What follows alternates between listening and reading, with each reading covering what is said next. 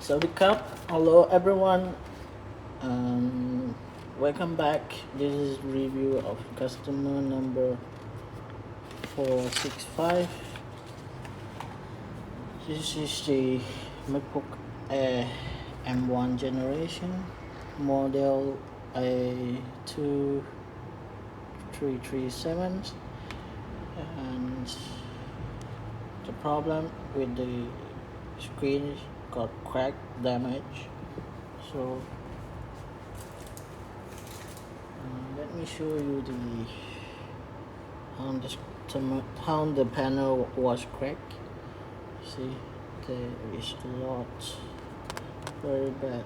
So we just replaced the LED panel without the entire LCD entire panel. We just replaced the LCD panel, so the backlight is remain the same.